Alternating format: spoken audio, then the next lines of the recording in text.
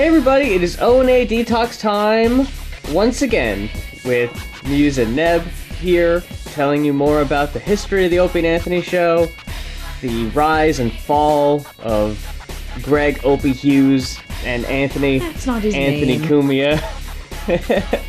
Greg. 2 G's. What? It's Greg with 2 G's. Good Greg? No, Greg. Oh. Like Grey Goose. As to not be confused with Gregory. He's not Gregory, it's Greg with 2 G's. I recently watched a video where he was talking about how his mom was very against anyone calling him Gregory, so wanted it to be very specific. That it's Greg with 2 G's, it's not Gregory. She hated the name Gregory. So why you would name him Greg, I don't know. The more I say it, the worse a name Greg is. Oh, it's a terrible name. It just sounds like not a name. Like, if there's any Gregs listening, I'm sorry, but... Yeah, you've been dealt a pretty shitty hand. Or, as I like to say, a pretty Greggy hand. Pulling a Greg. Again. Pulling a Greg is like, it's like, I spell Greg with 2 E's. Grieg. Grieg. Ugh. That's awful. No, I like Grieg. I like Grieg better than Greg. If I knew somebody named Grieg, I would love that person. Another very recent video on Opie Radio's YouTube channel is him telling the exact same story we've heard him tell 2 times on this show about how he got the name Opie. Almost word for word. I wish it was a different story every time. I kind of wish so too, but this just kind of plays into the, well, I guess this was a shoot, because this hasn't changed or faltered in any way, shape, or form. It's always the picture of everybody in class had a nickname except for me, and this one girl named Julie was really mad about that, so it was before the teacher got there, so she was holding court, essentially, had him stand up, and had everyone in the class try to think up nicknames for him. And when none of them could come up with a good one, she just goes, "I got it, Opie," and everyone laughed and laughed. And Opie, even though he says he hates the fucking name, decided, okay, I'm gonna use this as a professional name for the next 20 plus years. Yeah, I don't know about that. Maybe even 30 years. He'll also remind you, he started radio when he was 18. So. It just brings me back to what I was talking to you about last night, where it's like, other people are bad at giving you nicknames. Other people are bad at giving an individual nicknames. Mm-hmm. Because I gave myself the nickname Neb, which is short for Nebulae or Nebula. Right. And I was like, yeah, Neb is like the easiest, shortest little, Neb. You can't get much shorter than... Can't get much shorter than that. Can't get easier than that. Simpler. Not many 2-letter names. Easy to spell, Ow. easy to say. There have been multiple occasions where people have asked me, or sometimes insisted on, "Oh, I'm gonna call you Nebby," and on some occasions it's just like a simple question, just like, "Oh, could I call you Nebby?" And I'm like, "Oh, yeah, I'd prefer not that," and that's fine. Yeah. Because I get it as an option, and it pops into people's heads. But Nebby grosses me out. Thing with Opie here, he doesn't like Greg, so he thought Opie was better than Greg. I will say Opie is better than Greg. But he doesn't like Opie either. But he doesn't like it so much that he still goes by it to this day. I think it's fucking weird that people don't take advantage of the fact that they're adults and can just change their names. That more people don't? Like, I feel like people point at non-binary people and trans people and be like, oh, all these weird names people come up with. And it's just like, if you came up with a new name, what would it be? Right. Do you like your name? Is your name the perfect name for you? No. If it's not, what name would you choose? I don't see enough cis people changing their name.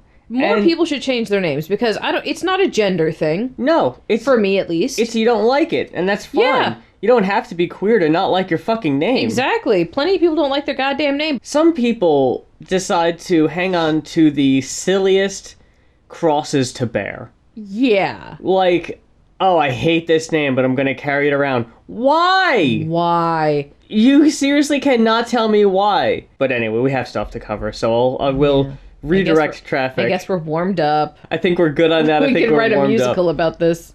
Yeah, at this point. Cats musical. What? Oh, I was gonna say, is there... The naming of cats. I see. Yeah. We are Jellicle cats. Mm-hmm. That's us. We're not the... Oh, you can do it. Just make any cats reference.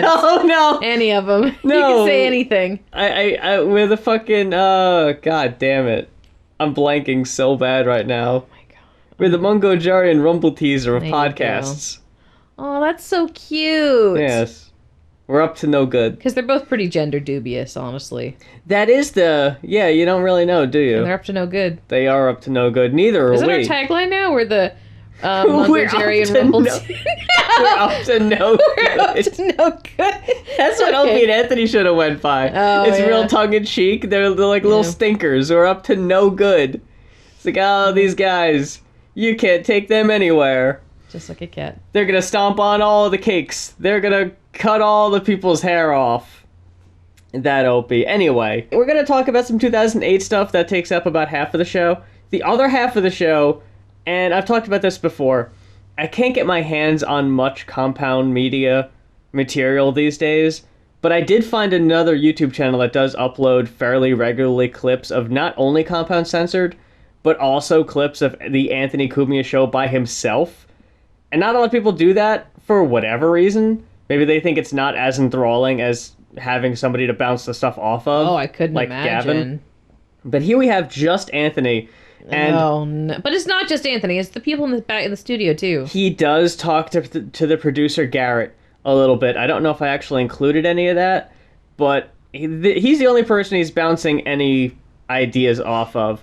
And this is how it's topical. He's talking about the Super Bowl.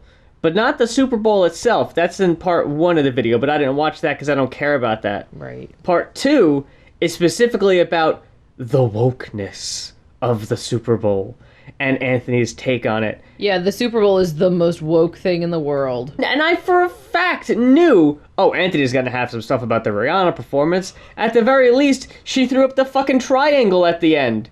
And that's an Illuminati conspiracy theory. He could have gone... no. He could have teed off on that. What does like a triangle it's actually mean? I honestly don't know. I wonder, is she Catholic? I don't know.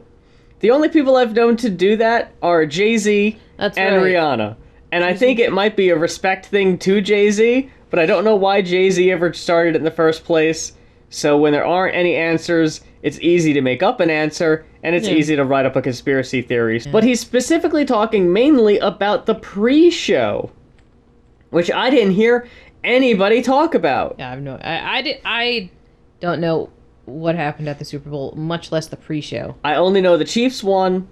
Rihanna performed at the halftime show, and I watched it on YouTube, and it's pretty good. Yeah, I saw a couple clips of it. Yeah, I don't know. I know this isn't what it's about, but I always kind of find Rihanna kind of underwhelming. Her songs are kind of underwhelming. I feel like that's sort of part of the vibe, though. Yeah. You know, it's just sort of like... But that doesn't lend itself well to a Super Bowl halftime spectacle. That's why everything else around her was so over the top. That's why they basically made the stage setup look like a fucking Super Smash Bros. Level, where it had floating stages that people were dancing on, that were like... That sounds scary. Well, you could tell they're being held up by wires, but they're very thin wires, so when they do the wide shot, they just kind of look like they're levitating. You know how they do the... We learned recently, they do like a pre-show to the Macy's Day Parade. Oh, God. Yeah, that's right. They should do that with a Super Bowl halftime show, because I feel like getting all that shit onto the field that must be so hard. You had all the people in the puffy coats dancing around her. Yeah. And Rihanna's pregnant, so she was just standing there stationary for the entire performance, doing very minimal dancing. Yeah, she's big pregnant. So it's just like... It's kind of a boring show, if I'm being honest. They sort of had to compensate. Yeah. With, the set. Yeah. So, I mean, it was what it was. Not the best, not the worst. It is what it is. Anthony apparently has no thoughts on it. And if he does, they weren't included in the YouTube video and they got cut out. He's specifically big mad about the pre-show. And he says that in the past, there was no such thing as a Super Bowl pre-game show. It just started. When the game started, you watched the game. There was no pomp and circumstance. and he's old, so I'm just going to take his word for it. Because as long as I've been looking at football, there's always some kind of to-do about it. Maybe not when I was a kid, but now there's money to be made, and they realize that, so why wouldn't you? Like, I remember years ago, Taylor Swift did the fucking pregame show. I think that was the year Lady Gaga. There's like a show. It's not just like, you know, like, oh, here we're amping up. You know how WrestleMania is like an all-day thing now? Yeah. Super Bowl's kind of the same way. It takes up the whole day's programming of you got to talk about the stats, you got to talk about the people. Anthony's pissed because they made a whole big deal about both teams had black quarterbacks, and that was apparently the first time in NFL history that... That's the first time? Yeah, that the quarterbacks on both teams were black, so he has an issue with that. It was the first Super Bowl with 2 black quarterbacks. Everything's got to be the first something with the first this or the first that. This one's gay. This one's openly gay. This one's fucking gender binary neutral. This one's black. The first Hispanic person of color woman that no one gives a shit. No one really gives a shit. Now, I've got 2 takes on this. 2 takes on the nobody gives a shit. For one, after watching this video, I know someone that really gives a shit. Someone's spending a lot of time talking about something they don't give a shit about. They don't care at all. And something they talked about on the Opie and Anthony show back in the day is when someone says they don't care about something, it means they really care about something. Yeah. First of all, shut the fuck up when you say nobody really cares, because you don't know. Yeah. That's the thing. When you're someone specifically like Anthony who has no idea what minority groups talk about because he doesn't listen to them at all. You actively talks over him. You can't know. Yeah. So you're just talking for all these groups that I don't care, so they must not care either. Right. So you don't know that. You have very few people of color in your circle. How do you know? Yeah. Did you ask them? Did you talk to them what they thought about it? Or did you talk to your normal fucking crew of fucking white ball lickers who just fucking kiss your ass so they can stick around and get some money from you? Yeah, and like, what if they do care? What if people do care? Yeah, then what? Then what? See, this is the thing. Anthony has this whole pretense. He bases all of this on the notion that nobody cares. Right. And that they're doing it, they're wasting energy. Not even taking into consideration that people might actually care. Yeah. Because he doesn't address that. It's like, well, what if they do care? Yeah, they shouldn't. Like, he doesn't say that. I can definitely see a situation where, like, on a very surface, like, cursory level, I can imagine people hearing, oh, the group that I'm a part of, the minority group that I'm a part of that is, like, you know, historically been oppressed and still oppressed to this day. 2 people from that group are the quarterbacks, which are the most popular of the team or whatever on the most popular football thing in the most popular sport. Some of my folk are making it, you know? And then when you go deeper, it's like, oh, you know, the implications of capitalism, things like that. And I think it also depends on the size of the minority group. If you have 2 black football players as quarterbacks, like you said, is that really the first time? Yeah, I was surprised. There's no shortage of black people in the NFL. Yeah. And a point Patrice made during his conversation with D.L. Hughley, and I don't think I included it because I was trying to find it because I wanted to relate it to trans issues on Twitter current day. Yeah. Is when he was talking about voting for Barack Obama, he was like, he's the first black candidate that we take seriously. We need to vote for him. If there were more, we could afford to not.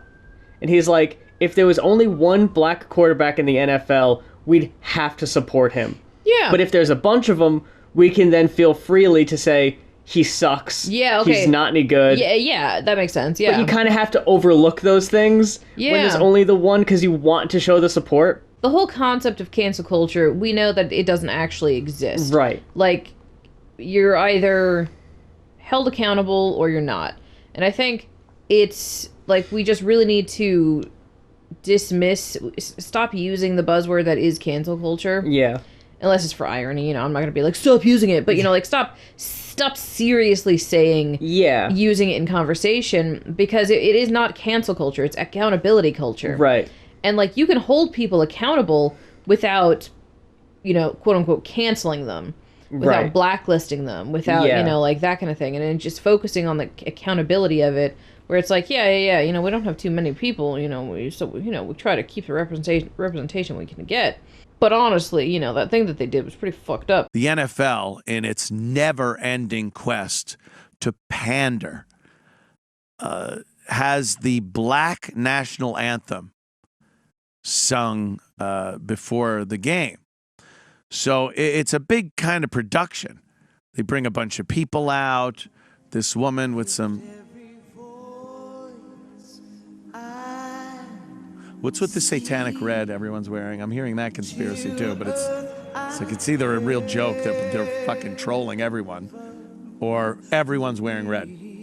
So red is satanic now. I think this might have started with Joe Biden, and he had that speech where the lighting behind him was red, and everyone was like, "Oh my God, it's like Nazi Germany," which apparently now we have problems with, even though. Yeah. Oh yeah, now it's just an aesthetic mistake. You co-opted our Nazi imagery. Now it's a problem. Listen to how many times he flip-flopped in just a few seconds. What's with all the satanic red that people are wearing? Isn't that the conspiracy going on right now? Mm-hmm. But a lot of people are wearing it, so they must be rubbing it in our face. Or they're just wearing red now. Yeah, they're trolling us, or they're just wearing red. Or, yeah, it's like, pick a fucking side. You just took 4 stances in the span of 5 seconds. What do you think? I mean, it looked just like the same red that you'd see on the American flag. I don't understand this. It's the context. When your enemy is doing something, then it's problematic. I fucking watched a 6.5-minute video of Anthony and Gavin talking about Antifa and how terrible they are. And I swear to God, it's 6.5 minutes of projecting. It is nothing but That's all I hear when people rubber. talk about Antifa, because Antifa is not a thing. I know. But you look at them, it's like, they're the violent ones. They're the ones who get away with all the crime. Yeah. They're the instigators. They're this, and all of it. And then by the end of it, the funniest goddamn thing was they say, a lot of them have daddy issues too, and that's just so pathetic. And to hear Anthony go like, haha, yeah. Stop. Fucking stop, dude. I fucking saw a video of him, Gino, and Brennan, 2 of these lower level nothing comedians that hang around him for relevancy, on his island of relevancy, his Roman Reigns island of relevancy that is the Compound Media Studio.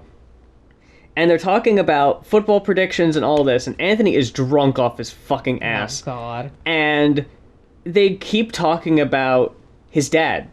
It keeps coming up. And Anthony does this impression of an angry drunk guy being like, "You want to talk about my old man? I'll tell you about my old man." And then proceed to go into a horrible story about how shitty his dad was. And then turn it around, be like, that's the kind of thing that makes me the person I am today, though. God love him. It's really... It a bit? I don't... It's really uncomfortable. Is it a bit? It's terrible. Anthony, is it a bit? All right, tell you about this goes on. I'm gonna tell about you. your old man. I guess you led a great, happy lifestyle with your dad. Not my old man. The Bills are laying 3 on the road. Would you enjoy watching them beat your mom every night? That was my old man. It's embarrassing and it's very uncomfortable and awkward. And everyone finds it hilarious. And all the comments are like, "Oh my God, oh." But it's like, dude, look. If this guy actually had a space that he felt safe to express his anger and resentment, I think he'd feel a lot better. Alcohol is a pressure relief valve for a lot of people. Yeah. They'll get just drunk enough or super drunk, and suddenly, you know what they say, it's bullshit, but it's a truth serum. Well, I was gonna say it fits this scenario where it's just like a drunk man's words are a sober man's thoughts. Oh, yeah. I've seen black people sing the national anthem, the American national anthem, and they do very well. The Black National Anthem can only be sung by a black person, and the backup singers are all black people. How is that Oh, jeez. Pretty hot. I'll give it to her. I'll throw her a... And they just have to keep zooming in on black people going, you feeling this? No, they're not.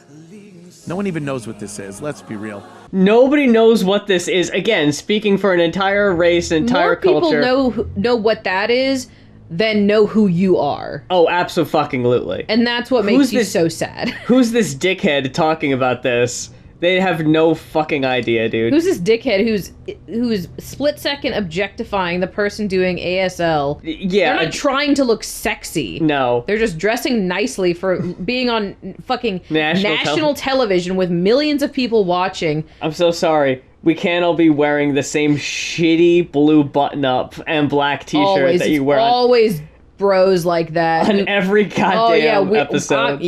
I throw her a bone. Yeah, doing pretty good. Yeah, doing pretty good. It's like, and I don't believe that. Shut up. And I don't believe that. From the last episode with how much he doesn't give a fuck about black women, no. Yeah. I honestly don't think so. Yeah, I'd throw her one. Yeah, you'd really be doing her a fucking favor, you cretin. Is a white singer ever going to be able to come out and sing the Black National Anthem? Could you imagine the fucking outrage? Also, like, now that you've created the Black National Anthem, it makes the national anthem the white national anthem, and that sounds terrible. Doesn't it? Well, is it terrible? Are you saying some good comes out of... No, when they sing it, it sounds terrible. She holds a lion over her head, a lion cub. Making a Rafiki joke. Thanks for spelling it out. We wouldn't have got it otherwise. He's so scared. Yeah. He is so scared. Of what? I wish he'd be scared of failing, because he's one of the unfunniest comedians ever, and he's so fucking mediocre. You know how many people are scared to try? Who are so scared to put themselves out there? Yeah. Be more scared. This would never fucking fly. His material would never fly on anything but his own network that he's paying for. Exactly. It's like... No, and I'm very surprised, because every time I hear clips like that, my first thought is... People pay for this? People pay for that?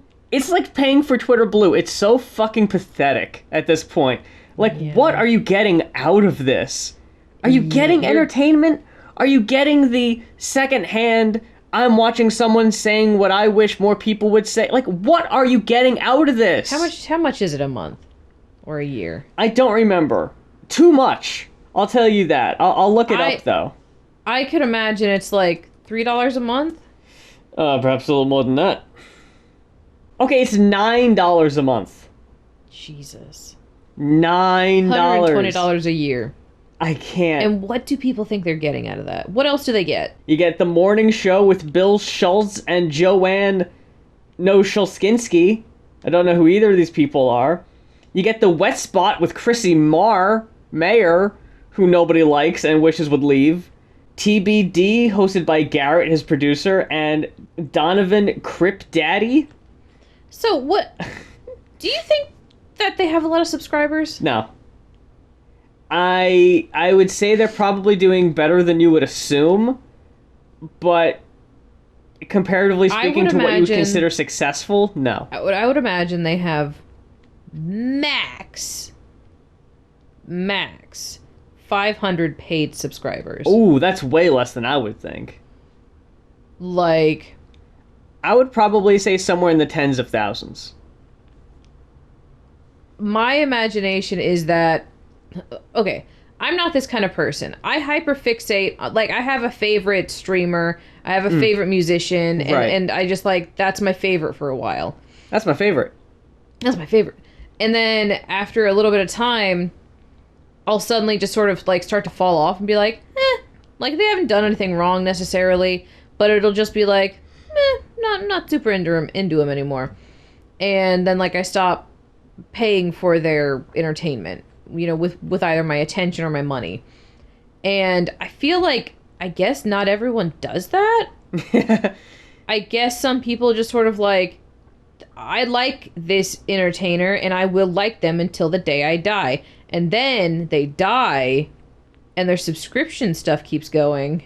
I I still don't know what happens with that. How does that, like, let's say you don't have any friends, because I imagine if you like Anthony, you don't have any friends. Yeah, like, no, you couldn't. you fucking, you don't have friends or family. You've That's been the trade-off you entirely. make. That's the conscious trade-off you make. Yeah, you've sold your soul to the Anthony devil. Oh no. And like, I just imagine, like, my God, you just croak, and that's how he makes all this money. Like, he just makes his money off of people who have died and are still subscribed somehow. Yeah. That's probably why he doesn't do ad reads for, and I don't know if he does. If anyone actually subscribes to this and knows, I don't know why you're watching this. Yeah, I hope if you're watching this, you do not subscribe to them. But if he actually does ad reads for that app that keeps you up to date on subscriptions you have and unsubscribes to things you don't care about, like, no fucking way would he advocate for that. That has to be where a lot of his money is coming from. Do you think that some people are like that, though, where they just, like, they're just like, I just like them and I like them forever? I mean, yeah. There's people who, if you're like Anthony and you're one of these blue button-down, blue, like, black shirt, jeans guy all the day, and you fall into that category of routine, maybe not in a sort of, like, neurodivergent routine, like, but just like, I don't want to say lazy, but lazy, where you just don't think about it. It's just like, yeah, whatever, man. I pay for Anthony. Or you're one of these people who pay for Anthony because you don't find any other, like, mainstream liberal stuff entertaining. That this is, like, your escape.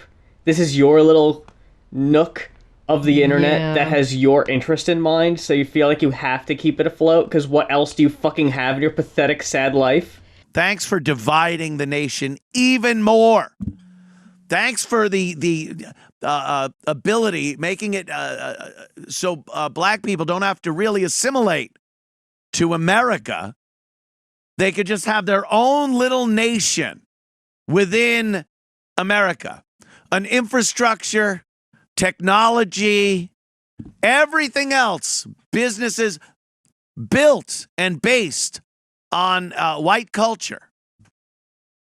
And then you could have your own little niche right there, where you got a black national anthem that only black people could sing, black colleges, all of that, but within America's borders. But you don't have to be an American. You could be black. Black is another type of ethnic group and race and creed. And that's so funny. His willful ignorance of the whole context of America.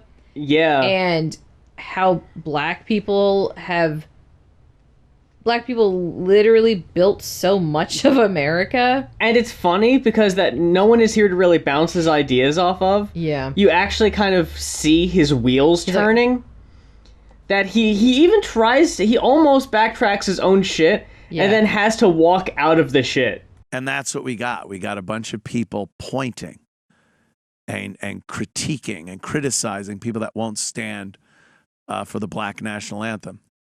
Yet people can kneel during the American National Anthem and are looked at as heroes. Heroes.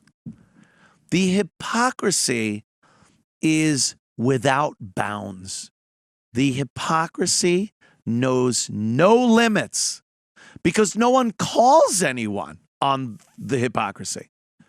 There should be someone that says, isn't this hypocritical that you have this national anthem and it's the Black National Anthem? How long would the Super Bowl be if every ethnic group in this country had to sing their own national anthem before the game, never get to the game? Here's the Asian national anthem. I don't know what it is, but I assume it would sound like that. People pay for this. What is this? What even is this? It's like, He's just falling apart. He's unraveling. I'm trying to think from the perspective of when I did not think about race and America in a critical way. Yeah. Because I'm really trying to just, like, wrap my head around being so fixated on this, like, what he's saying, like, this dynamic of, like, oh, you know, they have this for them and this for them and stuff like that. And it's just like, I guess it's a bit of a generational thing. Like, he's really just sounds like a boomer. It wasn't always like this, so it must be wrong.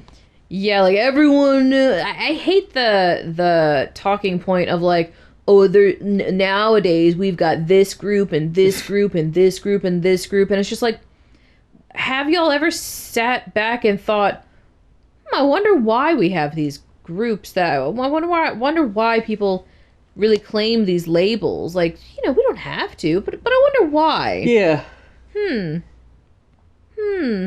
I'm trying to figure out why someone like Anthony would look at a black person singing this song that is referred to as the Black National Anthem as being divisive. Yeah. And people who look at diversity and inclusion, and we've talked about this, as being exclusion of white people. And I know we've gone down this rabbit hole before, but it comes up every fucking time. It's the main thing. Yeah, for him. That if it doesn't include me, it must be against me. If it doesn't include white people, if white people can't sing see, here's the problem, right? This comes down to, you know, if a white person sang the Black National Anthem, that would be outrage. If a white person said the N-word, there's outrage. Why would a white person want to sing the Black National Anthem? Is the thing. That's not going to come up. It's okay. And if we're talking about the intent of the situation, if you were to just have a white person who's just like, oh yeah, okay, right. Today I would like to sing the Black National Anthem in a very respectful way, and you know, like you know, I looked into it. It's a beautiful song, and I'd love to do it justice also, and join in on the group of people doing it, and just do it. I don't really think that many people, like black folks, I don't really think many people would give a shit. They'd probably, you know, be like, oh, okay, yeah.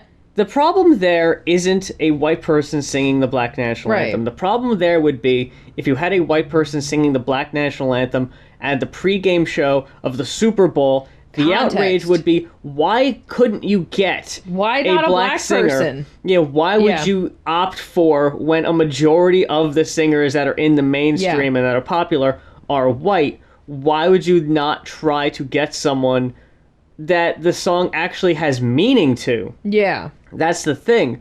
It goes back to that, like, TikTok about, like, Christians who celebrate Christmas, but also put a menorah up in their house. Or, like, Kwanzaa can't. It's like, it's not a problem that you're doing that. Right. But what does it mean to you? Yeah. Why do you want to do that?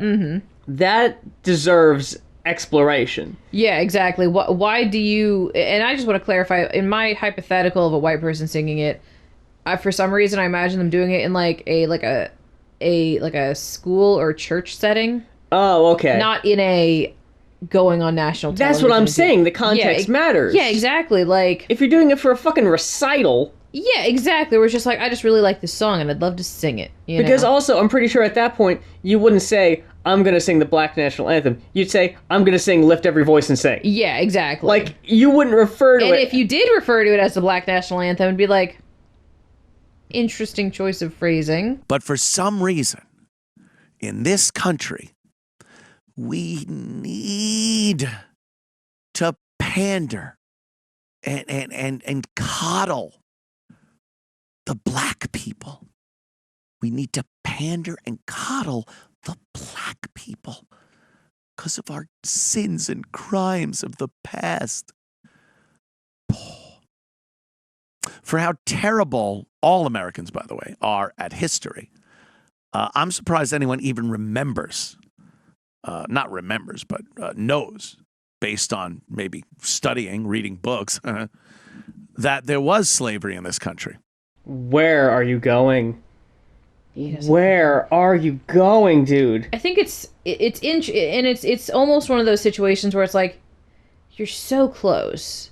Where he's saying how, in America we need to coddle black people, and it's like, your distaste with that makes sense because black people aren't telling anybody to coddle them. Right. right now you're referring to your distaste and rage is at the fact that white people and corporations are playing off of white saviorism. Right. On the same coin, there is white saviorism and white victimhood. Right. Where it's like, we need to coddle black people because, the white guilt is making us feel shitty about these things, so we're going to find meaningless ways to, pay reparations rather than actually pay reparations. Right. And then on the same on the other side of that same coin, you've got people when they are not, when this white saviorism isn't enough. It's like, but I've been trying so hard to save you and, make it up to you. And it's just like, but you're not listening to what, like, minority groups, including black people, actually want and need. Yeah. You're throwing these meaningless gestures. Yeah. That, like I said earlier, you can acknowledge are meaningless. Yeah. And don't hold any water. But then you also would be pissed if they were actually doing something meaningful. Oh, yeah. So it's like, so do you just not want them to do anything? You just want to ignore the problem altogether? Mm-hmm. Is this the NFL's place to really feel like they... No. The only reason they're doing this is because they still feel like they have to cover their ass from the Colin Kaepernick thing. Oh, yeah. They're never going to recover from that. No. So they realize, wow, we did a really bad job with that and handling that we got a lot of eyes on our now, so we got to fix that. Yeah. But they're not doing anything meaningful to actually fix that. Yeah, at least from our perspective. If you're doing, like, if the NFL and its billions and billions of dollars worth of shit and the coaches, if they were giving a lot back to the communities, which maybe some are, I honestly don't know, I haven't looked into it enough. But to be making a meaningful change, no one would have been mad if you didn't have a black person sing the Black National Anthem for the pregame show. It's no like, one would have went, oh my god, y'all dropped the ball. Y'all could have really done this. This isn't anything I imagine people were expecting. Yeah, and we have a limited perspective, obviously. Yeah. Maybe there was like a petition for it to happen. Who knows? Sure, maybe there was. But I hadn't heard of it. It sort of feels like if they were to be like, okay, we got to reboot Ghostbusters, but we got to make them all black. Right. Where it's just like, nobody was asking for that. Yeah, you didn't have to do that. No, it's like, maybe it'll be fun and cool, and those black folks get like cool paycheck and whatever, but nobody was asking for that. Yeah. We're literally, like, it's sort of like a strike situation where it's like, what if we get you all new lanyards? Yeah. Nobody was asking for that. New parking spaces, nobody was asking for that. We literally just want to be given basic human decency and human rights and fair pay, and you're giving us candy and glitter. I can't put up with white people also bitching about black people not knowing history. And then also bitch about people trying to teach critical race theory in schools. Yeah, it's always the same. You cannot have it both ways. Yeah. They're so uninformed. These schools aren't doing anything. Okay, cool. Do you want to pay more taxes to improve schools? No. Then shut the fuck up! Yeah, and also the fact that... You can't complaining about the quality of schools and then not want to pay to improve the schools. Find a different fight. And once again, so hypocritical. Yeah, it always is. It's just projection. It's all gaslighting. Like, that's one of the alt-right's main methods is gaslighting. Yeah. Because they're all just abusive. Yeah. But, like, yeah, you talking about how, it was claiming that black people don't know history and stuff. I'm pretty sure a lot of black folks are as little as, like, 2 generations removed from slavery. He talks about that a bit more here, too. Yeah, like... I'm sorry they don't know all about World War II and Nazi Germany. They haven't watched all the documentaries that you sit down and hyperfixate on. Mm-hmm. I was listening to an episode, so of course I was listening to it this week, so we'll get to it in like a year. But they're talking about Anthony's obsession with World War II, and people, someone calls up and takes issue with it. And they spend like the whole next hour trying to defend Anthony. Different callers try to call up and defend Anthony.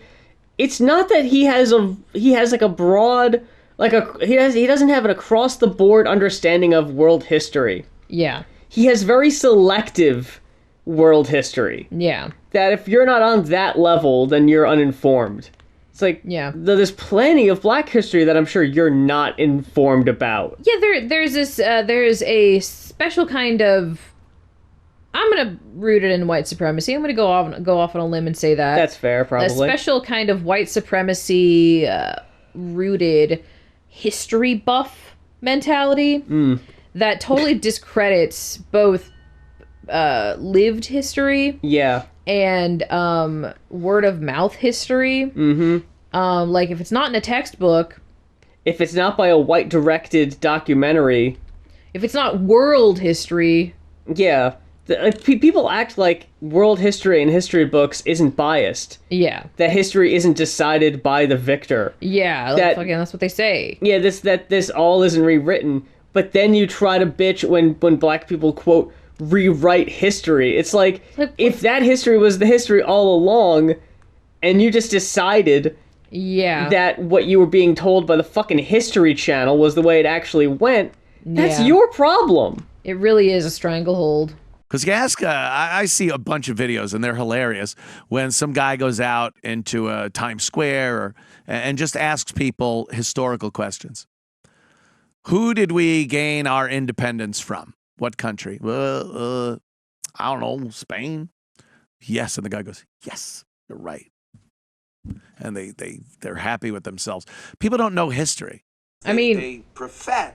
Depending on like where this person's from, That is true. Spain would be a reasonable thing to suggest. It is possible, Spain was a huge white colony. but also the way he's improvising, I don't. That was actually a thing from a video. That's just him bullshitting. This is a thing that Infowars specializes in. People like Steven Crowder, this man on the street bullshit. We're going to create content just to make people look ignorant instead of doing actual meaningful journalism or doing anything that actually progresses anything. It's such filler bullshit, and I'm not surprised that Anthony loves it and thinks it's hilarious. It's Gotcha. it's such lowest common denominator bullshit, and it's so easily manipulative too. Like you could edit answers to be different answers to different questions. You have no fucking idea. It's all just bullshit you want to see, and they know that you want to see black people get questions wrong. Literally rewriting history right there. So why would you not? So why would you not include videos of black people getting the answers right? That doesn't advance what you wanted to see. That doesn't advance your agenda. Like he's so mad that people aren't educated. This guy who dropped out, which again, no shame. But this is a thing he falls back on a lot. That people are uneducated, didn't pay attention in school. When this motherfucker dropped out and didn't pay attention in school. Yeah. Everything Like, where you do learned. paying attention. Like, did you learn all about this on your own? I like how he also says study and read books. I honestly don't believe Anthony sits around and studies and reads books. The way he said read books was so tongue-in-cheek. And I'm sure it's dismissal as if like, oh, black people, yeah, I can see them read. I cannot see you reading, dude. Everything you learned seems like it's from a goddamn History Channel documentary and this bullshit. How do I know that you don't read a lot? I read your book. That book is dog shit, dude. That did not sound like someone who reads a lot of books. I'm just saying. Just saying. That's a good point. That did not come across, my guy. You seem very... If it's easy for you and you don't have to put in the legwork because you're not interested in other people's voices or opinions and point of views. Yeah. You're interested in what advances yours. That is it. Just doesn't. They profess to know every minute detail about the history of African slavery. But for some reason don't know the history of anything else, cannot accurately give you information on any other history. Okay, well, I'd like to just point out something. That he probably doesn't know shit about African history? Well, no, he specifically says African slavery history. Yeah.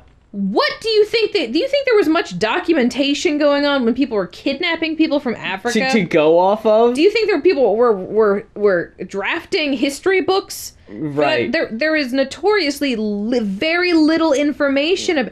There's a reason why so many people can't trace their lineage back to their roots in Africa, because there's so little records kept about it. And that's their problem, apparently. That's their problem, apparently. And it's just, it makes sense that it would be easier to know, quote unquote, all the history and all the minute details that were kept When there's not a lot of it. When there's very little. It's like someone saying you know, you may be sitting over there and you've listened to all of Operation Ivy's discography, but you don't know shit about Zappa's discography. Oh, no. When you look at Zappa's 30 plus compared to Operation Ivy's 1, It's just such a... It's just fucking goofy. Anywhere in the world. But oh my God, do they know every detail of African being enslaved. Without even a doubt that they might be wrong or... Not as if you know if they're wrong or not. So again, know what I want you to know. Yeah, it's just another white supremacy thing. Yeah. Oh, you're really enlightened on this one topic? That's not what I want you to be enlightened on. Yeah. The issue is that he doesn't see the problems with white supremacy, so therefore he just doesn't admit that it exists. No, him and Gavin still act like it's bullshit. There's no white supremacy. Do you see me being supreme? Am I king? Yeah. Am I king of a country? It's like that's you can still benefit from white supremacy and be a privileged white man without being a king of a country. Acknowledge white mediocre superiority. Look at where Gavin and how Anthony are able to sit where they are with the dog shit they put out, man. Yeah, it's just so... I was telling my friend who's starting to stream, I was saying, like, yeah, I think you do pretty good, you know? Like, and I was just talking about, like, my fave streamer, and I was like, yeah, Jerma, you know, like, he sort of started out, you know, like, you know, not that many followers, and he just sort of kept at it, and then he suddenly blew up a few years ago, went from, like, you know, 4K to 16, 20K, like, viewers in a thing, and I was just like, I mean, I'll preface this, he is just a basic white man, so, like, you know, there is something to be said about that, like, white mediocrity of just, like, white people do not have to try as hard as anybody else because the system is built for us to benefit. Yeah. It's like as simple as that. Like, but so many people just want to deny that. And I'm trying to think, was there a time that I would have, like, vehemently denied that? Probably, but I don't remember actively doing it. But there was probably a time that I'd be like, nuh-uh, like, no, I don't have white privilege. Because, like, to really understand that mindset, you have to, like, go back to before you were aware of it and would admit that it was a thing that you benefited off of. And I don't know, there's something there. I think part of coping with that reality, and I don't know if you can relate to this, is this fine line of, like, yes, white privilege exists, and yes, I benefit from white privilege. And also coming to terms with the other aspects of your identity, like gender, sexuality, all of these intersectional things, you know, neurodivergence and stuff like that. And this very fine line of being aware that there are ways that you are disenfranchised by the system that you also benefit from. Yeah. Without doing what a lot of white people are doing right now, especially like white women and white victimhood. They're utilizing, they're saying things like, yeah, you know, white privilege and everything and all that, but at the same time, like, you know, I have autism and I'm queer and, you know, all these other things, and it's like hard for me. And it's like not utilizing the conversation where you're acknowledging your white privilege to immediately pivot to why it's still about you. Yeah. And yeah, just like that, like it's almost a coping mechanism to be like, fuck, white privilege does exist, but I'm still a victim in the situation. Yeah. You know? Going back to Anthony being mediocre. Oh yeah, I'm all about it. I watched a video where him and a couple, again, fucking bag lickers, ass kissers, hangers on, they're watching a video of Opie talking about his time with Anthony and everything, saying how it became all racist things and Opie just couldn't handle it anymore. And something that ends up happening, and I don't know when we'll get to it because I think it's like in the 2010s and we're only in 2008, that Anthony goes so far off the rails that he'll start going into these tirades and you just start hearing Candy Crush noises. And Opie will be sitting at his microphone, sitting back, just playing Candy Crush, not paying attention, not being involved in the conversation, and completely separating himself from the situation, being like, I'm checking out. My hands are clean. Exactly. Now, he's talking about all this, and he's talking about, like, we just didn't agree on anything. And Anthony makes a good point, but I'm also going to build off of it here in a second. He's saying, if you disagreed with me so much, why didn't you ever push back on anything I was saying? Yeah. Because you didn't know anything. You're uninformed. You didn't study up on anything. You didn't have any concrete ideals one way or another. And he might not have.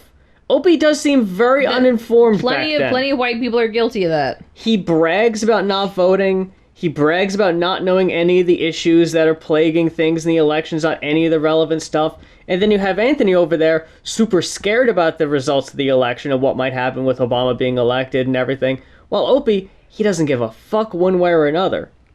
So, would it have been compelling radio for Opie to actually push back on his issues if he had concrete ideas? Yeah, that would have been. What you end up getting instead is Opie shutting down, not talking for a half hour to an hour at a time, and you just hear people like Jim be the liberal voice, and even he's not that liberal. We'll fucking get to him over time. He still has his tons of shit. Yeah. But compared to Anthony, he's liberal.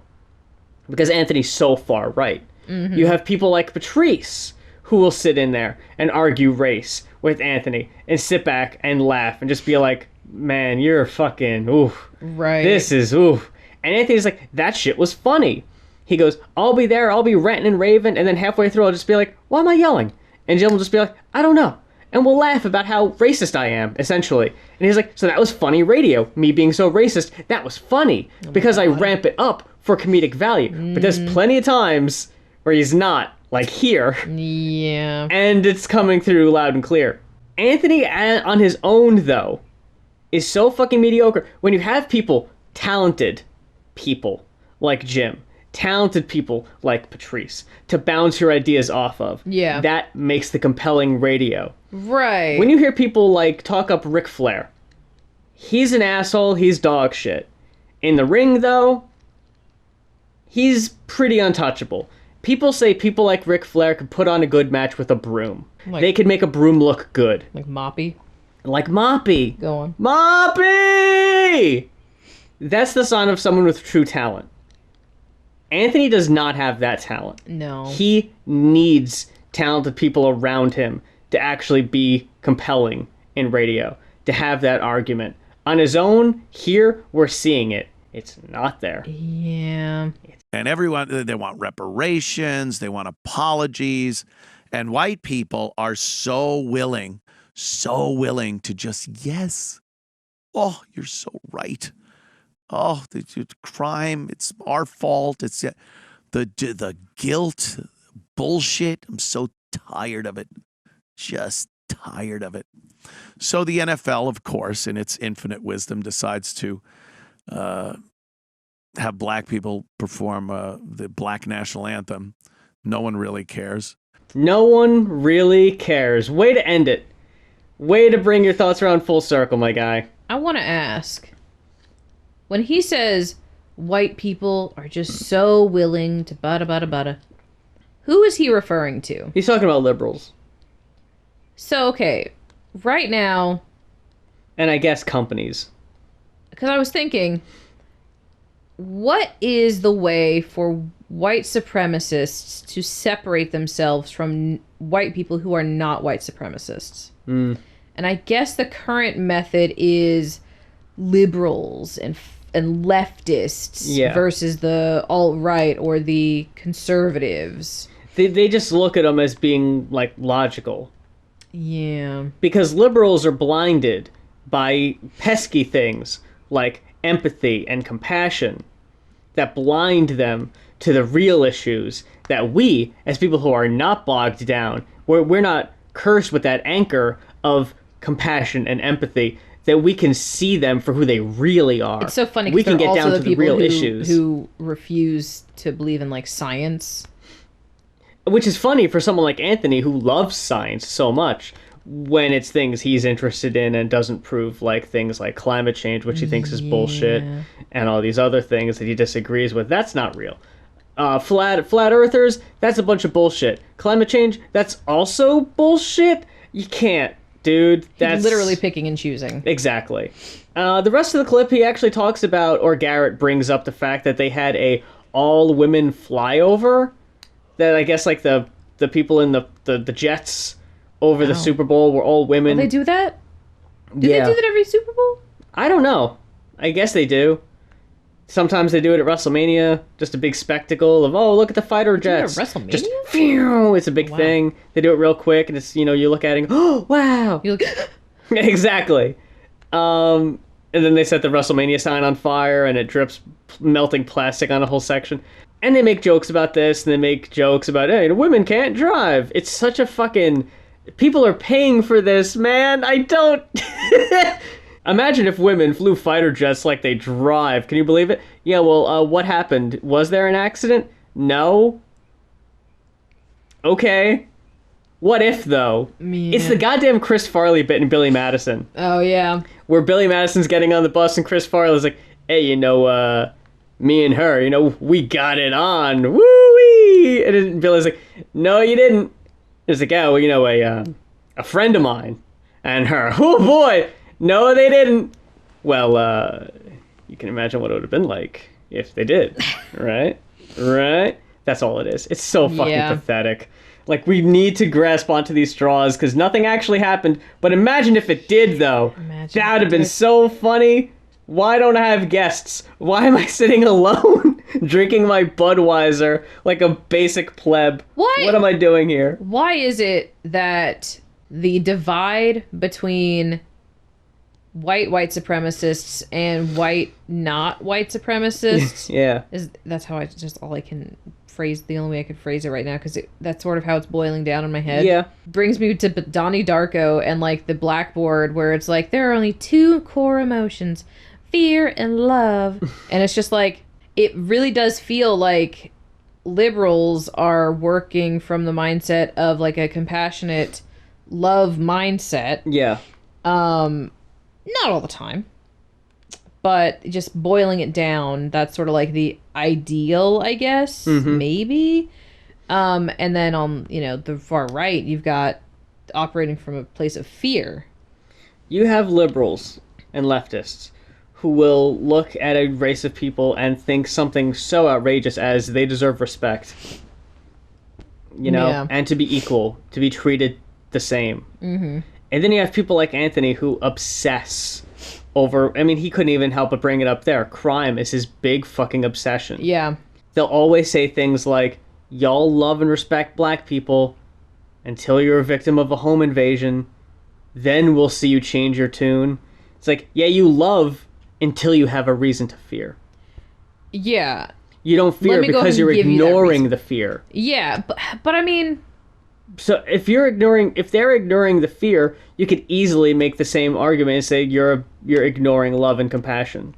Yeah, and I mean, honestly, fear is an easier emotion to let overcome you, I feel like.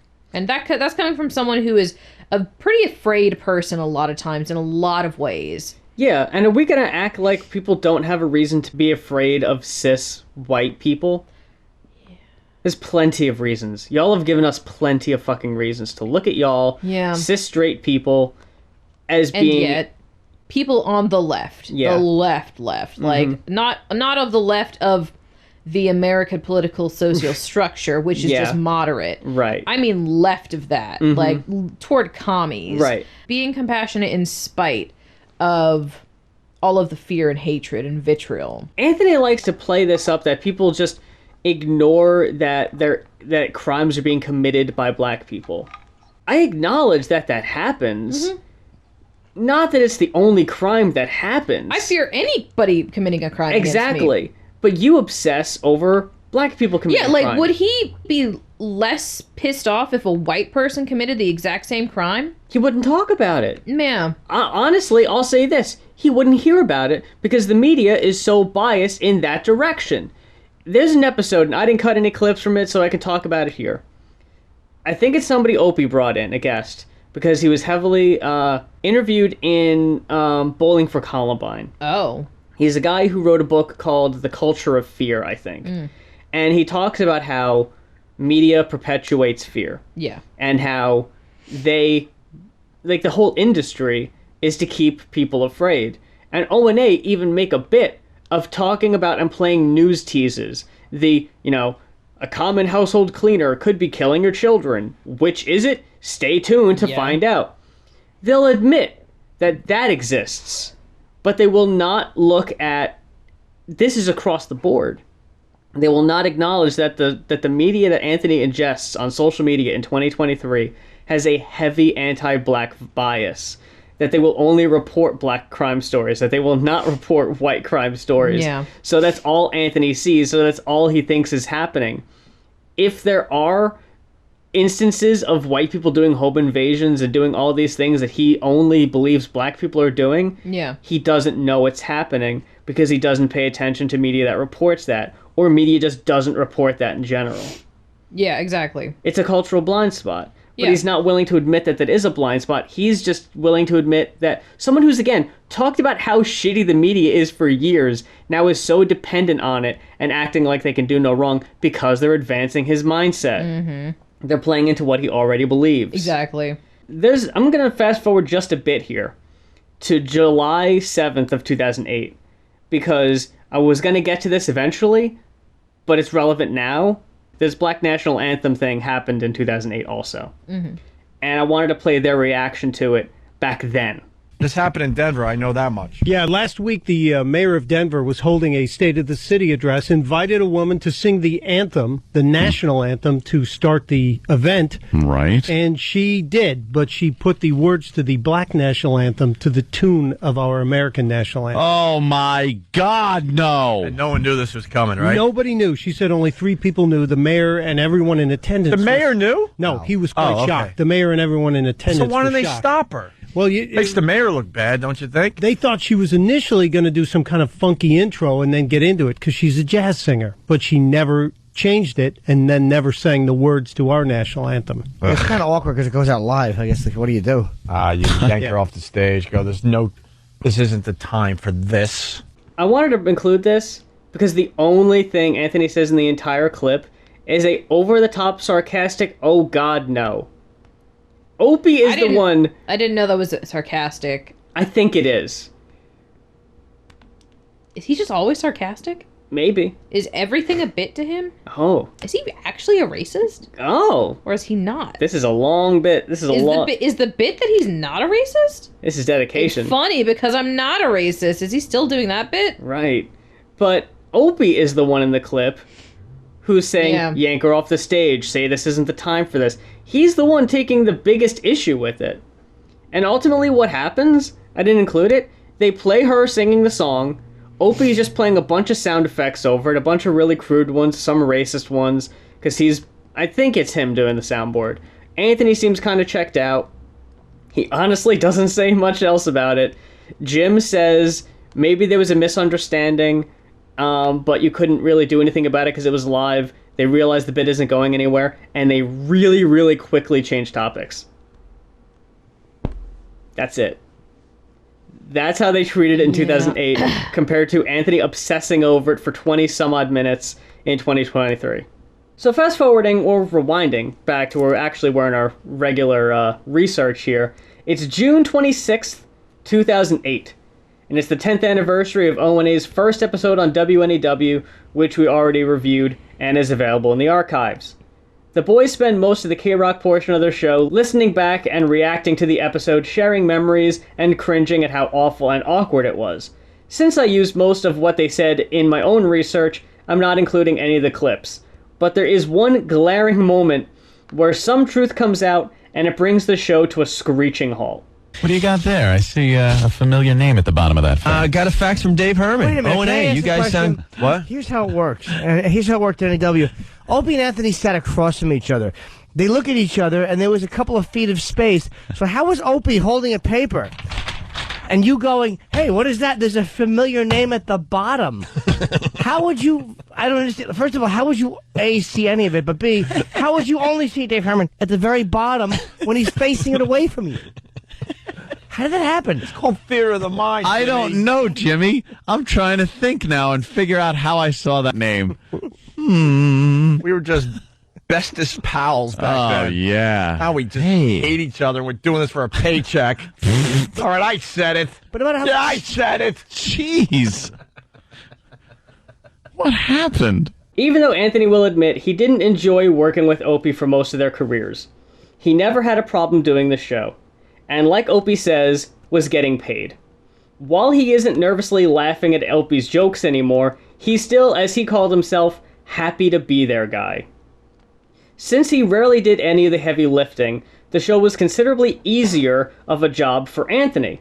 In the old days, he'd be going through stock options and watching live cam girls, a relatively new innovation for the late 90s, and by 2008, not much has changed, with porn sites being replaced by Pal Talk.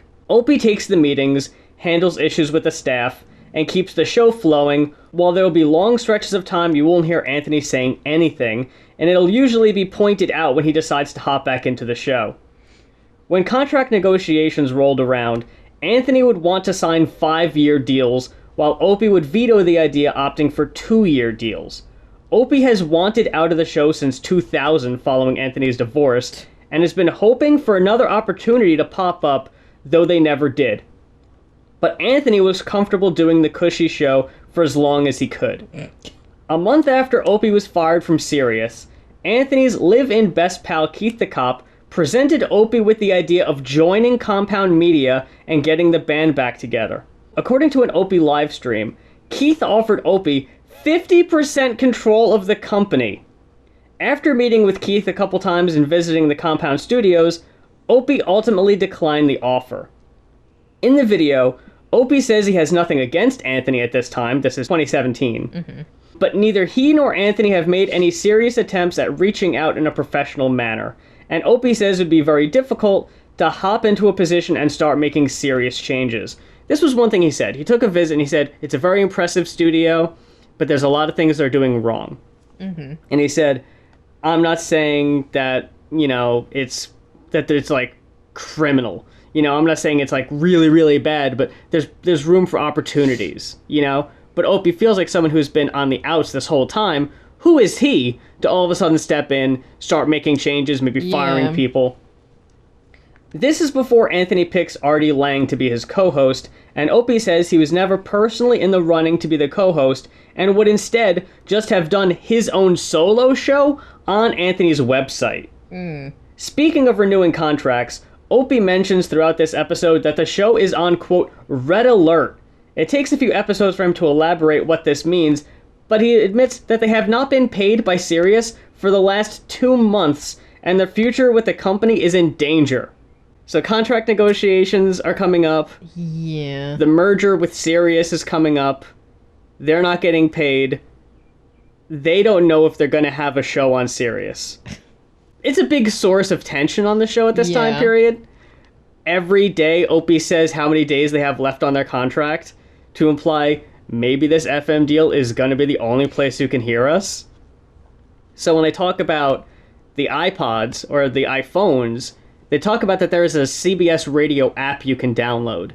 Oh. And they're saying you can listen to our FM show on the app. That may be the only way you can hear the show going forward. In the news, NBC canceled To Catch a Predator after one participant in a 24-man sting operation shot himself when the police arrived. The family of the man sued NBC, resulting in the studio settling. The host of the show, Chris Hansen, is a friend of the show and has been a guest on a number of times. And unfortunately, in a To Catch a Predator New Jersey special, this comes up. What is this right here? Some pot. Some pot.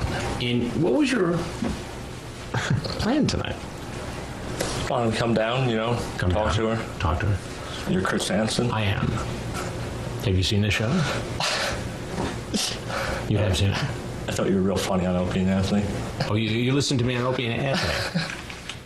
Can I honestly tell you something? Yeah, I almost think in the back of my mind that I almost wanted this to happen. Really? My life's just going lately.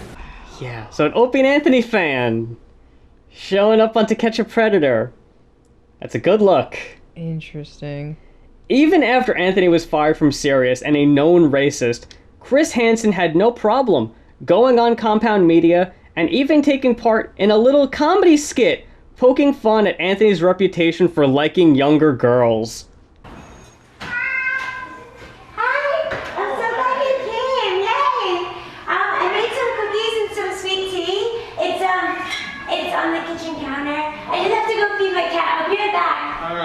I brought the stuff. The girl in the skit is his current girlfriend, Danny Brand, who ends up getting him arrested for domestic abuse charges. They didn't have to hire anybody for the bit. Yeah, she seemed young enough. Yeah.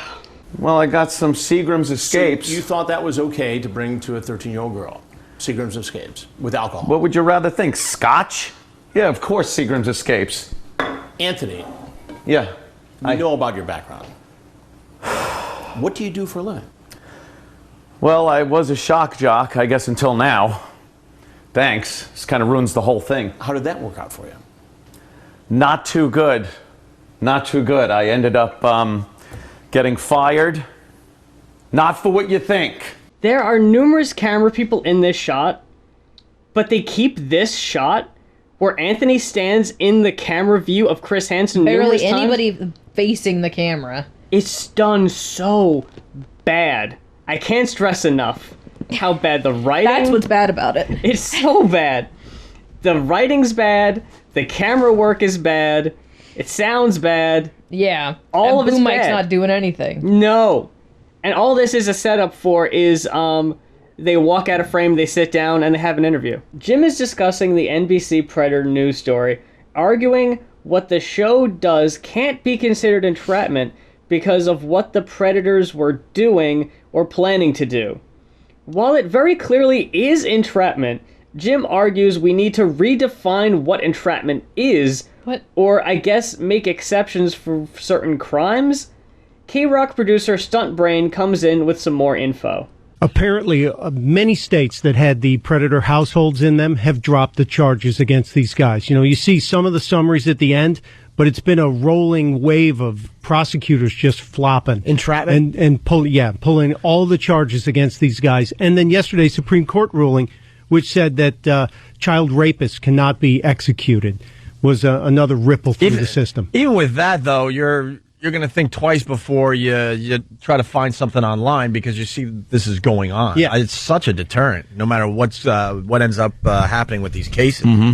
We need to rethink the entrapment catch-22 in the law. I mean, entrapment, how can you be entrapped into going to have sex with like a 13 or 12-year-old? You can't be unless that's what you're going to do. Unless that's what that's your motive. If you show up at a house to have sex with a kid, how are you entrapped? Prosecutors are dropping charges across the country partially because of how To Catch a Predator operates.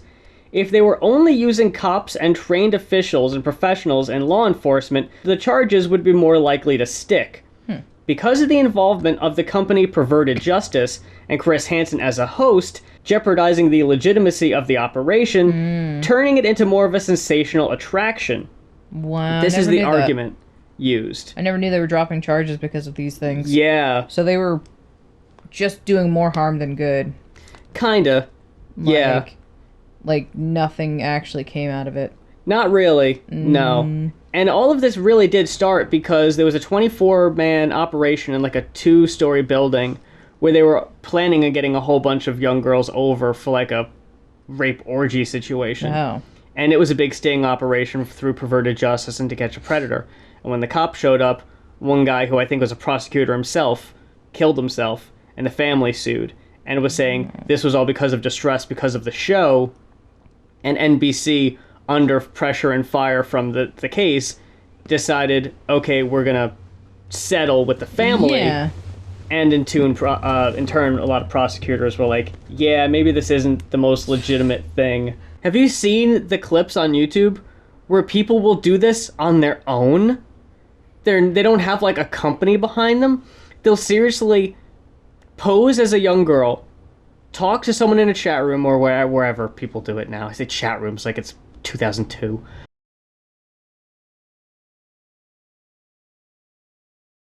Like maybe two people, one person filming and another person will go with them. They'll show up to their house with the camcorder running and just get their face and do this, whatever. And then what do you do? Then what do you do? You can't use any of that. You're just shaming them on YouTube, and that's the only justice that happens. And like what? Like if maybe you're just like, oh, the court system's not going to work, the way we need it to. So what? Are you just going to like post it in like a blacklist forum to be like, hey, this person did this, and we entrapped them in this situation? It's just like, why should we believe you? Yeah. Like, the motives seem weird. Yeah, it's weird. They play clips from this time period of a guy named Jimmy Justice, who is another YouTuber, I guess in the early days. He goes around and he films traffic cops breaking traffic laws. Oh. Like, well, so like, all of them? What do you mean? I mean, cops just in general, just like... Well, yeah, that's the thing. Yeah. Like, again, on paper, it's like, oh, yeah, I get that. Like, oh, this traffic cop is parked in a no parking zone or parked in front of a fire hydrant or all these things, which they would write up a ticket for if someone else did it, but they can do it. So now I'm going to get my cell phone or video camera out. Get him. And I'm going to shame them. I'm going to shame these, for some reason, mostly black women. And again, I'm not going to go after real cops who are, breaking laws. I'm just gonna go after women. Black women specifically. Who are traffic cops. Yeah. A caller takes issue with Jim's summation of the situation and takes it as a sign that Jim is a liberal in favor of big government being more involved in our lives, arguing it should be up to the parents to protect their kids, but offers no solution for how to deal with guilty pedophiles. Just another example of shit that didn't make any sense to me in 2008, but helps paint a picture of what kind of people really made up the O&A audience at the time. Yeah. You think that I'm for more big government because I want pedophiles to not be able to use an entrapment clause to get out, you ass? Jim, you think that means I want the government knocking on my front door? Shut up. Jim, how am I the ass because the parents aren't doing their job? Stop with the whole parents issue. Jim, this is not about the parents. They contact them half the time pretending they're children, you dope. Let me ask you something, Jim. Do you think there's a difference between the way that we were parented? I'm 43 years old. I'm a little bit Yes, older. and here's the difference. I'll tell you, let me finish. Yes, I'll answer. There is a difference. And also growing up, we didn't have computers which allowed pedophiles access to us while we were sitting in our own houses. Always would teach us.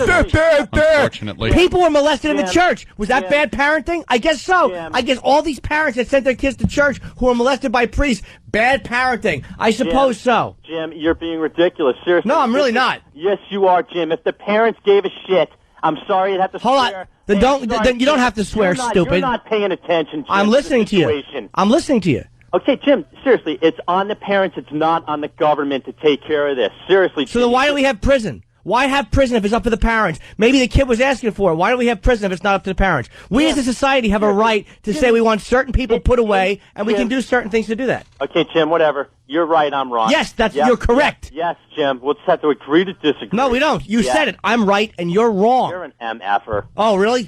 Oh. I think also because I still think it's very funny what their stance on older women and young boys is. Right. That every all this time information. That every time they take up these pedophile arguments, it's always very funny to me of how one-sided it seems for them. They never get this heated over the other way around. Mm-mm.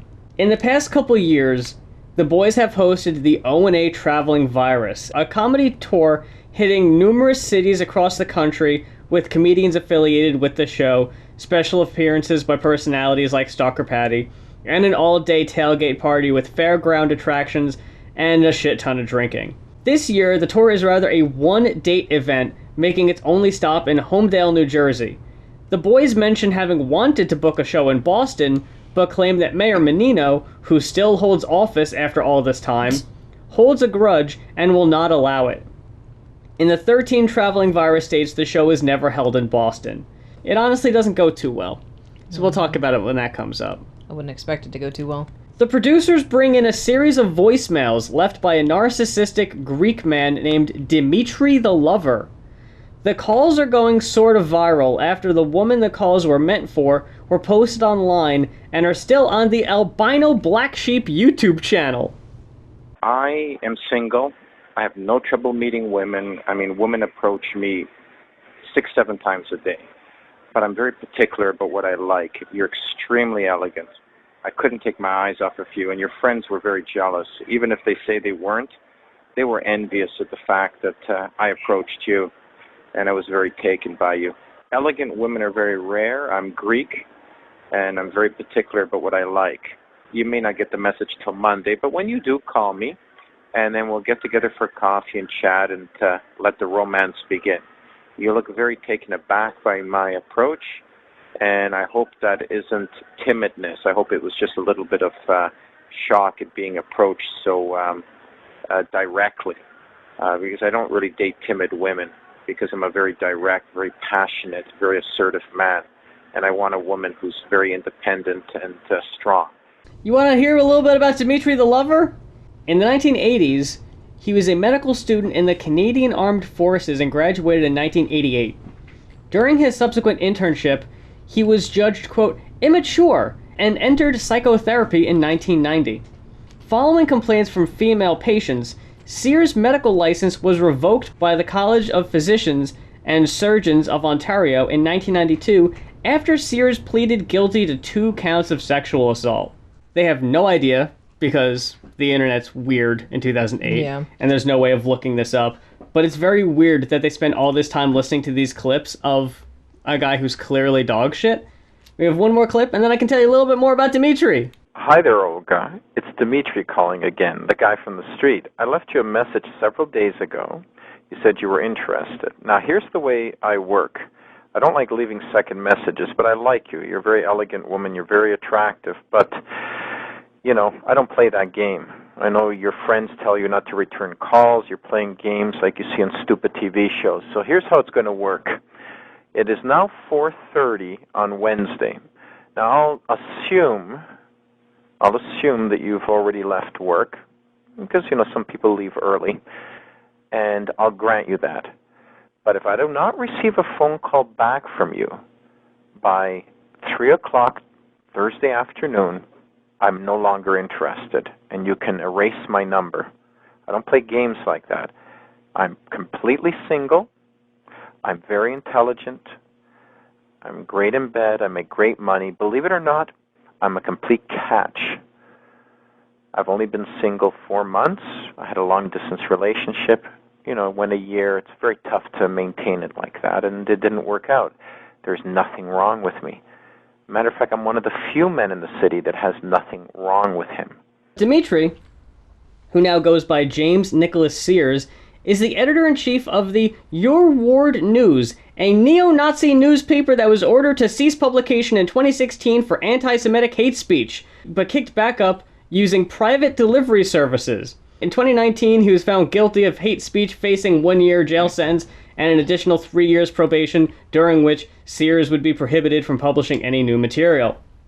After being released on parole in 2021, Sears accepted a free speech award from white supremacist Paul Frum. In his videotaped acceptance speech, Sears theorized that the handling of the COVID-19 pandemic in Canada was if the Nazis were in charge, and called for the public execution of the Chief Public Health Officer, Theresa Tam. Sears was arrested again on February 3rd, 2022 for violating his parole conditions. So yeah, Olga dodged a bullet there. Yeah, I was going to say, is this somehow going to be like a bit that Anthony did? No. It sounded like Anthony to me. No, it's unfortunately someone who there for a while was actually kind of known online as one of these pickup artists. Dimitri the Lover was his nickname. Now I have to see him. I don't know if you'll recognize him. He's not the guy with the big hat, I don't think. Have you seen... I mean, I don't know. Do you want to see his mug? His mug shot? No, I was just joking. I've seen him, though, I think. Yeah, he's got a cartoon face. He's not a looker? No. Oh, that's a shame. Not to say that that's the worst part about it. Clearly. So this is the last bit we have here. Sam Roberts, who has been doubling as a sort of man-on-the-street reporter for the show, went down to the Gay Pride Parade and interviewed participants. 2 clips into the first interview, and Anthony makes an observation. What's with the gay accent? And if anybody says there's no such thing as a gay accent, you're out of your effing mind. Why do guys have to take on this? I can understand if you want to, be gay. Yeah, you want to date men, whatever, if you're a guy. What is with that voice thing, that effeminate voice thing that has to come on and it's all like this? And why can't you just go, I won't say it because you'll cut it up into a clip. but you know what I'm going to say. I thought that was very funny. Yeah, I was like, is that what he stopped with? Why don't you go, that's my gay accent.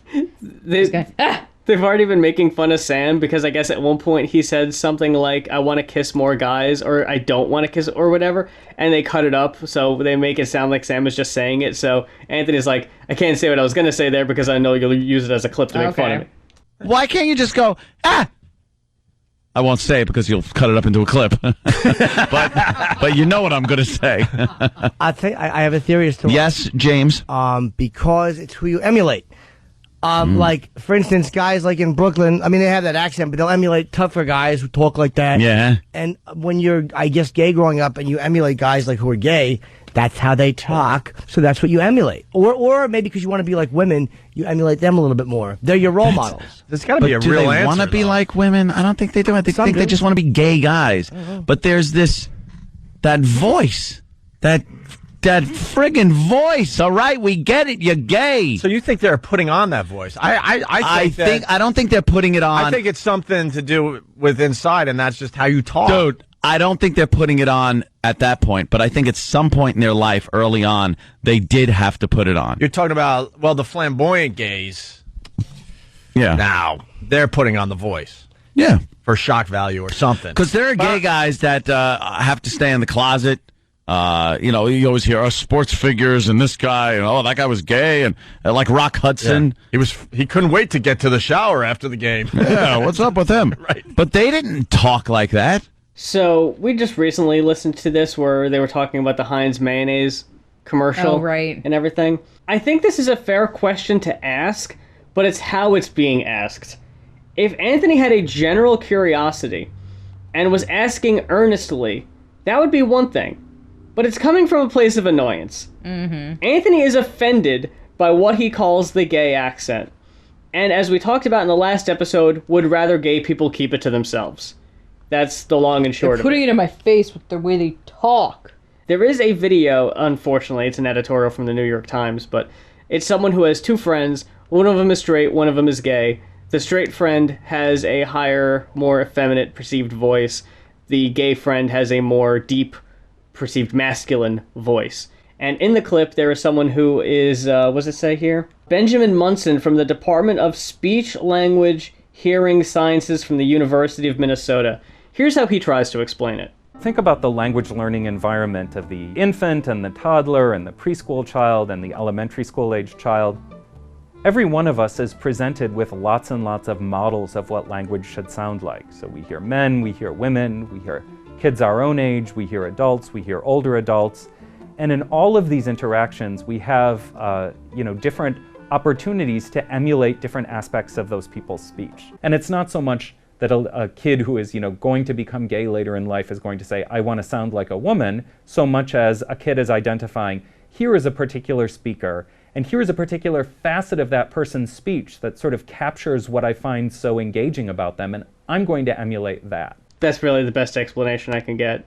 And it doesn't even really make 100% sense either. I mean, it makes sense in a really broad sense of the word. Like, you can use this argument to point to why gay men who have effeminate voices might lean toward what is perceived as AAVE and perceived black sense. Right, yeah. And it's different when like the intentionally using like AAVE like in trendy ways and stuff Yeah. versus just like an effeminate accent. I imagine for some it is intentionally wanting to sound more feminine because, you know, we're all evolving as people as we go through life, and you never really know, like, you know, I'm a guy now. I'm still exploring who I am, though. There are quite a few gay guys who admire a lot of, like, female entertainers. Right, that is the stereotype, anyway. And one way... I wonder if it's less about identifying with certain people, like women and feminine people, and more about not identifying with hypermasculinity and toxic masculinity. Yeah. Because if you start to exclude, like, as a way to come into your own identity and, like, discover who you are as, like, let's say a gay man in this instance, I imagine that one easy way to find your niche as a person, I guess, is to differentiate yourself from other men. I feel like accents are just sort of like an ever-evolving thing, though. Because they talk in the video, the guy who has the more feminine voice grew up mostly around women, and the guy with the more masculine voice grew up around mostly men in the family. Yeah. And it's worth looking into because, yeah, like, children aren't born with accents. Yeah. You don't grow up having a Brooklyn accent if you live in the South, you know? That'd be funny. It's environment. They probably felt excluded. Yeah. And had to hide part of themselves.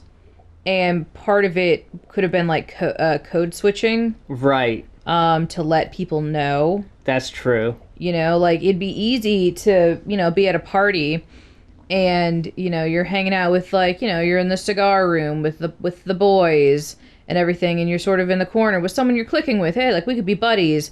And, you know, all you have to do is just sort of, you know, like, put a little lilt to your voice, and nobody else really notices, but they notice. Yeah. And you could turn it off and on really easily. Yeah. And I know plenty of gay guys who still do that, where, you know, they'll go to their day job, and they'll be like, yeah, I'll you know, it's 10:50, you know, here you go, it's just sort of baseline voice. Yeah. And then they'll, you know, hang out with people they trust, and it comes out. Right. And so I imagine it's a little bit of that, too. I've met people with quote unquote normal voices who are gay in the past. I did not see any at the parade. Yes. Maybe it's just fun to talk that way. Wouldn't it be great? It sounds tiring. But no, if someone did something... It sounds tiring. If I got mad at someone, I went, oh, come on! Who doesn't want to be like that all the time? It just seems fun. Come on, ladies. Call all your guy friends ladies. Yeah. Oh, come on, girls. Who doesn't want to just swish around for a little while? Of course. For Pete's sake. All limp-wristed. It actually seems looks very fun. freeing. Yeah, I do like Jim's playful devil's advocate in the clip, if it is devil's advocate or if it is legit. Just offer something. Because, again, there's a lot of times where I'm listening to the show and they think it's going to be a bit, and then it really doesn't go anywhere. When Estelle Getty passed away, they tried to talk about how bad The Golden Girls was. Anthony and Opie were talking about how shitty of a show The Golden Girls was. And as soon as they started, Jim and Patrice, who were in studio, you know, professional comedians, immediately start going, what the fuck are you talking about? Right. That show's really funny. And they start playing clips of the show, and it's supposed to be to dunk on them. But you just hear Patrice and Jim just going, that's hilarious! What are you talking about? And the bit dies a horrible, horrible death because it doesn't go the way you thought it would. That happens a lot more than you think. All the things to try to dunk on. I don't... Yeah. Anthony was just saying, like, oh, you know, living with my ex-wife and her mother-in-law, they'd watch that show, and it's like, yeah, you probably just had a bad impression of it because of the people you were around. Yeah. There's plenty of shitty fucking shows you watch from Nick at Night that people would go are unfunny, but you fucking watch those and you think nothing of it. But that brings us to the end of the episode. That's all I got, folks. Oh, okay. I'm sorry, everyone. I mean, we still recorded for like 2 hours. I'm sorry. I would have got more, but I never know where to stop on these. I wanted to stop there specifically because it's the end of the month. I just felt like that was a decent place to stop at the end of June, rather than, we're going to end on July 1st. That feels weird.